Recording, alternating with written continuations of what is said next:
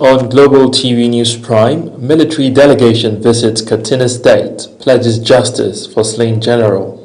In business, International Monetary Fund advises Nigeria to impose fuel, telecom taxes. On the foreign scene, United States peace deal with Iran in question as Israel strikes Lebanon.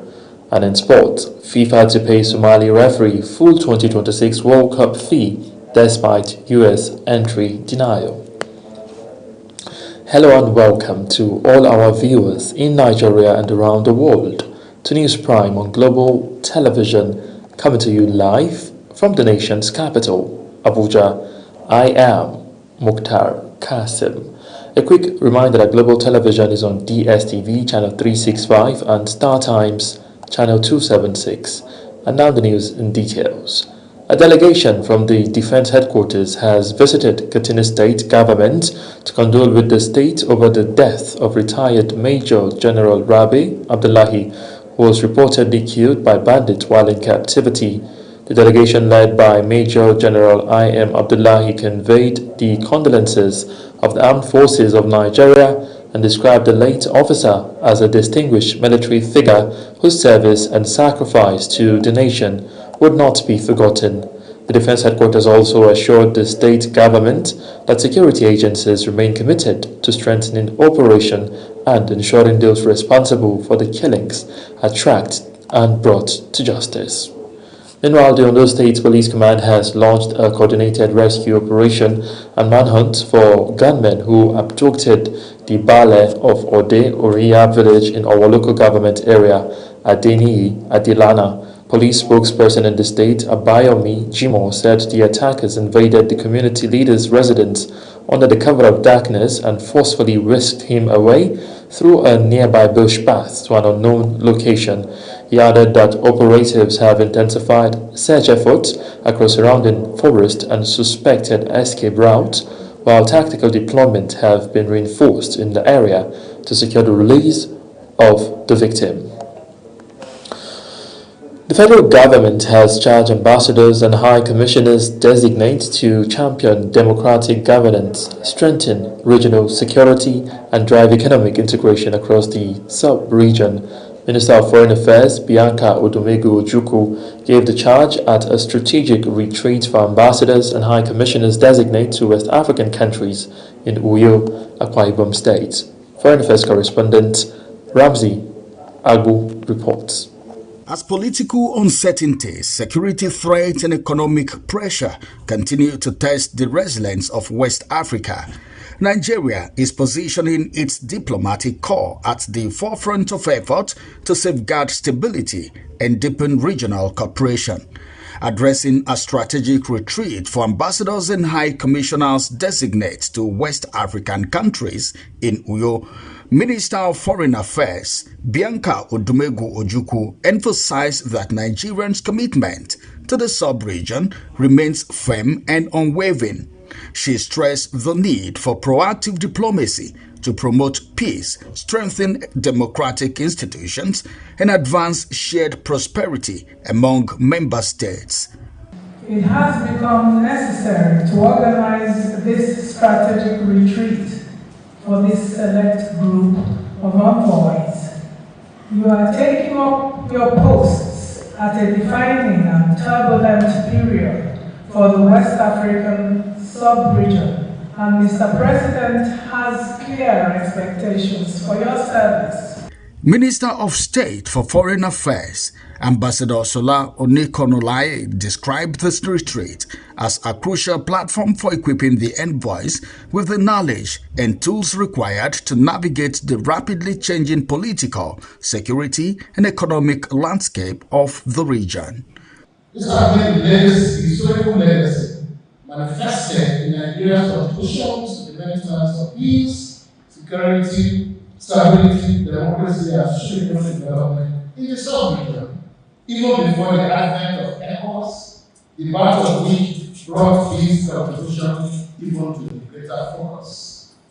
Similarly, The one-day retreat is designed to align the diplomats with Nigeria's strategic interests and foreign policy objectives, while enhancing their capacity to effectively represent the country's interests across West Africa. Ramsey Enoch Agbo, Global TV News. And the Civil Defense, Correctional, Fire and Immigration Services Board has announced the commencement of the physical screening and document verification phase for the 2024-2025 recruitment exercise into paramilitary services. Secretary to the board, retired Major General Ahmed Jibril, made the announcement in a press statement in Abuja. The board directed all candidates who participated in the online computer-based test held in November 2025 to verify their shortlisting status through its official portal between Monday 15th June and Friday 20th June 2026. Zamfara State Governor Dauda Lawal has reaffirmed the administration's resolve to deepen development, strengthening security, and delivering more dividends of democracy to the people as his government marks 3 years in office. Governor Dauda Lawal gave the assurance during the Democracy Day celebration and the commencement of activities marking the 3rd anniversary of his administration in Gusau. Kabir Hassan has more.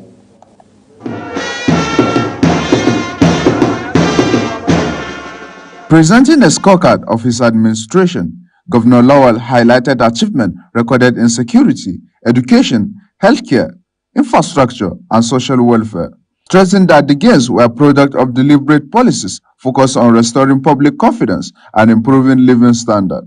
Governor Lawal assured people that his administration will not relent its efforts to secure lives and properties, expand development projects, and build a more prosperous, inclusive, and economically viable Zamfara state.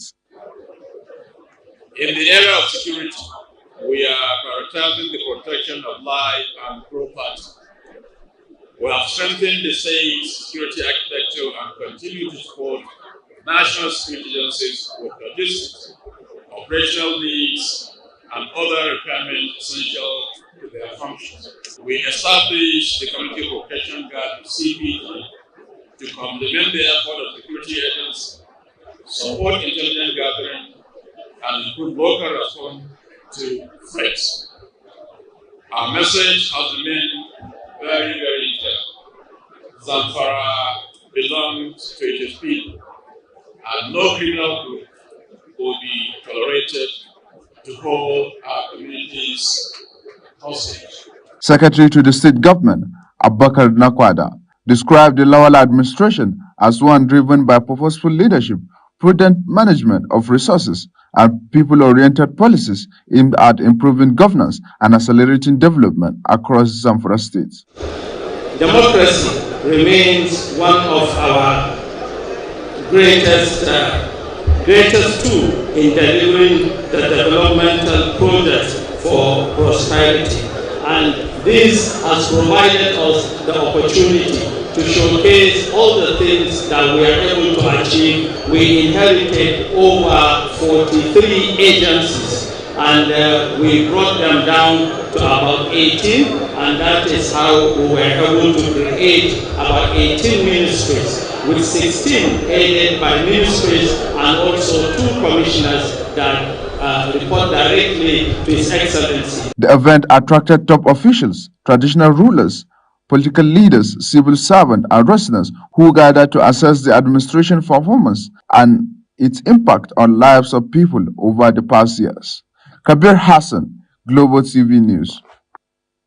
Back here in Abuja, stakeholders have emphasized the critical role of young people in driving Nigeria's climate agenda, describing youth engagement as essential to achieving sustainable development and building climate resilience. The call was made at the maiden Nigeria Youth Climate Summit 2026 in Abuja, organized by the National Council on Climate Change in partnership with the United Nations Children's Fund, Action Aid, and Germany Agency for International Cooperation. Aniete Patrick reports. Climate change remains one of the greatest threats confronting Nigeria. with experts warning that floods, drought, desertification, and rising temperatures are increasingly impacting livelihoods, food security, and economic growth. At the Nigeria Youth Climate Summit 2026, the Director General of the National Council on Climate Change, Dr. Tenioye Majokodomi, stressed that Nigeria cannot achieve its climate ambitions without the active participation of young people. She noted that climate action presents opportunities for innovation, entrepreneurship, job creation, and economic growth, urging youths to take ownership of Nigeria's nationally determined contributions 3.0 and become drivers of green development. Our national climate commitment, one thing is clear, young people will not sit on the sidelines of this transition. You must be at the center of it. You are not mere stakeholders, you are builders, innovators, creators, and problem solvers. So we need young Nigerians designing clean energy solutions, building climate-smart agricultural businesses, transforming waste into value, using technology to improve resilience, influencing policy, and creating enterprises that drive green growth.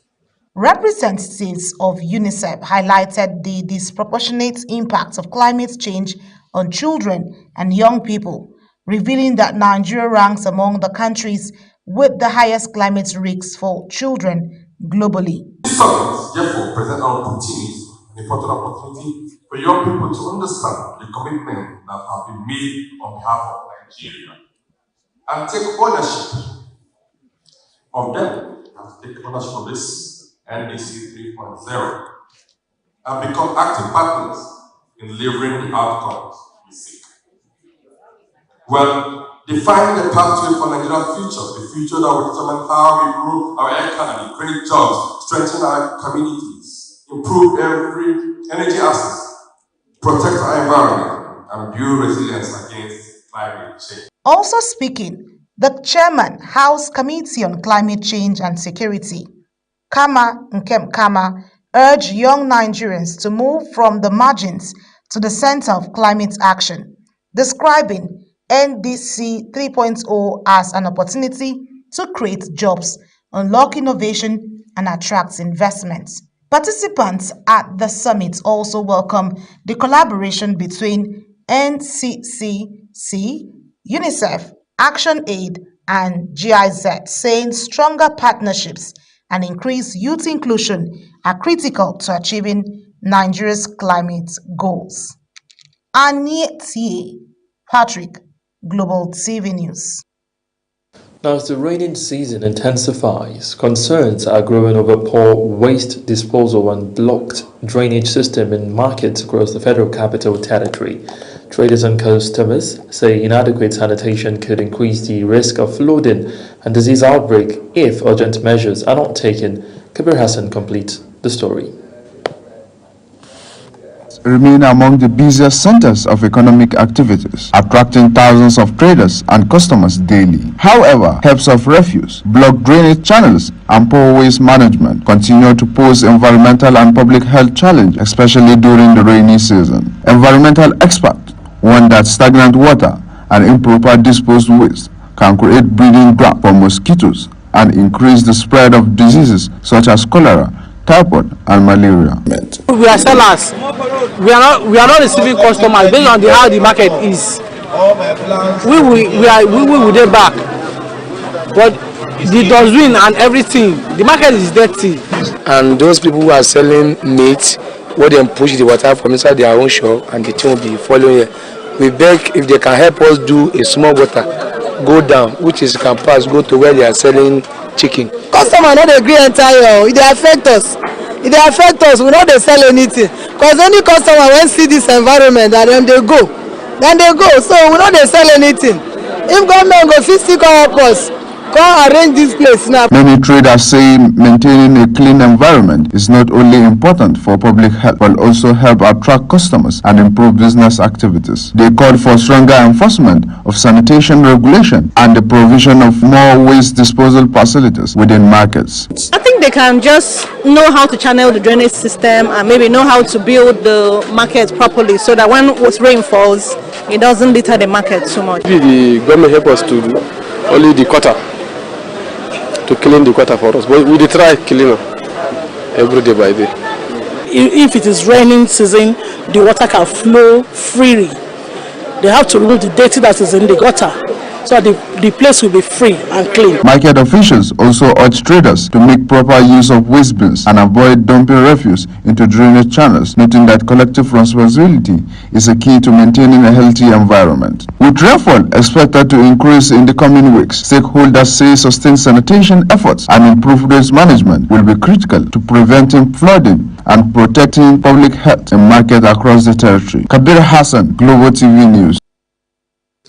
You're watching the live broadcast of News Prime. News Prime continues after this weather forecast plus business, foreign and sports stories on the other side of this break. Please stay with us. Thank you for joining us. We've experienced some good episodes of thunderstorms and rains over the past few hours of Sunday as we had systems that passed through Borno and currently making its way towards the western part of the country. This should give early morning thunderstorms as we head into Monday to parts of Katsina, Zamfara, Kebbi, southern Sokoto, Niger, and Kwara State. Meanwhile, light showers are possible along the coast, including parts of Lagos, Oyo, and Ogun State. Later in the day, light showers will dominate much of the southern cities, while isolated thunderstorms are expected across parts of Kebbi, Katsina, Kaduna, the north-central region, as well as parts of Taraba and Adamawa State. And that's the forecast. Stay weather aware, and I'll see you again.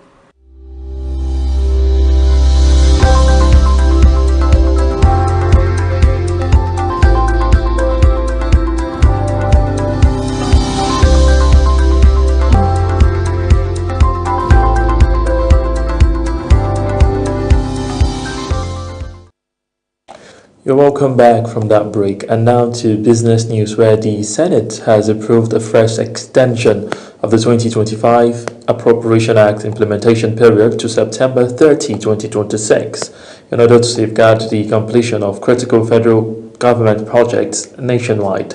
The decision is aimed at ensuring full utilization of released funds and prevention of ongoing capital projects from being abandoned.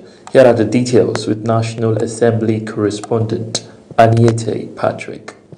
With several strategic infrastructure projects still at various stages of execution, the Senate has once again stepped in to prevent disruptions in project delivery by extending the lifespan of the 2025 budget. The latest approval follows an earlier extension that shifted the implementation deadline from March 31st to June 30th, 2026, after President Bola Tinubu had initially projected a March closure for the 2025 fiscal framework during the presentation of the 2026 appropriation bill. Leading the debate on the motion, Senate Chief Whip Tahir Mongono explained that despite significant releases by the federal government's procurement processes, project execution timeliness, and administrative procedures had slowed fund utilization, making additional time necessary for completion of critical projects. Aware that a number of strategic capital projects across critical sectors of the economy are at advanced stage of completion and require additional time for execution, certification, and payment. Lawmakers overwhelmingly backed the proposal, stressing that the extension applies strictly to capital expenditure and is intended to project ongoing investments in infrastructure and development projects across the country. To sustain continued execution of the projects covered in the 2025 Appropriation Act as amended, I hereby second the motion ably moved by our chairman of Appropriations Committee. Yes, payment has commenced, but we still have a lot of outstanding. so that for that outstanding to be properly covered, there is expediency in this to extend this budget beyond June 30th, 2026 to 30th September 2026. President of the Senate, Godswill Akpabio, who presided over the session, described the extension as a strategic intervention in the national interest, noting that it would guarantee value for money and ensure that projects captured in the 2025 budget are delivered to completion. The deadline be extended to 30th of September 2026. Say aye. Aye. Those against say nay. The ayes have it, according to the Senate's resolution. The approval now allows ministries, departments, and agencies, as well as contractors handling federal capital projects, to continue assessing 2025 budgetary allocations until September 30th, while implementation of the 2026 budget proceeds simultaneously. From the National Assembly, Aniette Patrick, Global TV News. Now, the International Monetary Fund (IMF) has recommended introducing taxes on fuel products and telecommunication services in Nigeria as part of broader measures to increase government revenue and create fiscal space for development spending and social intervention. The recommendation was contained in the IMF's 2026 Article 4 consultation report on Nigeria, where the fund argued that additional tax measures would be needed on the medium term despite the recent overhaul of the country's tax system. The Washington-based institution, however, cautioned the timing of any new taxes must take into account Nigeria's rising poverty levels and worsening food insecurity. The World Bank says it could mobilize as much as $100 billion in financial support over the next 15 months to help developing economies cushion the impact of escalating tensions in the Middle East. The potential increase in funding comes as the lender warned that the conflict could drag global growth to its weakest level since the COVID-19 pandemic, as surging energy prices, persistent inflation, and tighter financial conditions weigh on economic activities on the globe. In its latest Global Economic Prospects report, the bank projected global growth would slow to 2.5% in 2026, down from 2.9% in 2025, with around two-thirds of economies across the world seeing downward revisions since its January outlook. And on to the foreign scene, where Somali President Hassan Sheikh Mohamud has condemned Israel's recognition of Somaliland as an independent state, describing it as one of the darkest days in Somalia's history. In an interview with a local television station, Mohamud said Mogadishu remained committed to peace and the pursuit of national reunification while insisting that Israel's recognition of Somaliland is null and void. Mohamud's comments come amidst heightened political tension in Mogadishu following recent clashes linked to extension of his presidential mandate by 1 year. And now to the Middle East, where at least 3 Palestinians have been killed in Israeli attacks on Gaza as casualties continue to mount in the enclave despite a ceasefire declared a month ago. Gaza medical sources report that 2 Palestinians were killed in an Israeli air attack on the Amal neighborhood of Khan Yunis in southern Gaza and elsewhere in central Gaza, citing the Palestinian Red Crescent. And despite a ceasefire technically in effect since October, Israel's military has regularly attacked Gaza, more than half of which is under Israeli military control, in defiance of the ceasefire's terms and agreement. An anticipated deal to stop the war with Iran and open the Strait of Hormuz hangs in the balance as Israel and Tehran, backed Hezbollah in Lebanon, is trading strikes. The Israel Defense Forces said they struck a Hezbollah commander center in Beirut after Hezbollah launched aerial attacks against Israeli civilians and the IDF soldiers operating in Lebanon. Meanwhile, United States President Donald Trump had said a tentative peace deal with Iran was scheduled to be signaled and signed today, Sunday. And now to sports, where Ranches Bees have appointed Jide Budunde as their new secretary. The club announced the appointment as part of moves to strengthen its administrative structure ahead of their return to the Nigeria Premier Football League (NPFL). The appointment reflects the club's commitment to professionalism, efficiency, and excellence as it prepares for the challenges and opportunities that come with competing in the NPFL. FIFA has agreed to pay Somali referee Omar Attan his full World Cup officiating fees, despite circumstances that prevented him from completing his assignment at the tournament. The decision is being reviewed as a recognition of Attan's contribution and professionalism, ensuring he receives the same financial entitlement as other officials selected for the Global Football Showpiece. The move has been welcomed by football stakeholders in Somaliland, Somalia, and also across Africa. Lastly, Egypt Football Association (EFA) says the 7 stars that always appear on Egypt's national football team jersey will be removed in the current World Cup upon FIFA's request. The Pharaohs jersey is famous for the 7 stars that refer to the number of African Cup of Nations title secured by the team. However, the association said the World Football Governing Body sent a letter stressing that the stars that refer to continental achievements won't be allowed to appear on teams' jerseys at the World Cup. As Global TV News Prime comes to an end, here is a recap of our top stories. Earlier, we brought you that a defense headquarters delegation has condoled with the Katsina State government over the death of retired Major General Rabi Abdullahi in bandit captivity and pledged continued efforts to bring those responsible to justice. In business, the International Monetary Fund has recommended introducing taxes on fuel products and telecommunication services in Nigeria as part of broader measures to increase government revenue. On the foreign scene, you heard that an anticipated deal to stop the war with Iran and open the Strait of Hormuz hangs in the balance as Israel and Tehran backed Hezbollah in Lebanon traded strikes. And in sports, FIFA has agreed to pay Somali referee Omar Attan his full World Cup officiating fees, despite circumstances that prevented him from completing his assignment at the tournament. And that's it on News Prime. A quick reminder that Global Television is on DSTV channel 365 and Star Times channel 276. You can also watch us on Free TV. Kindly follow us across all our social media platforms now showing on your screen by using at Global TV NG.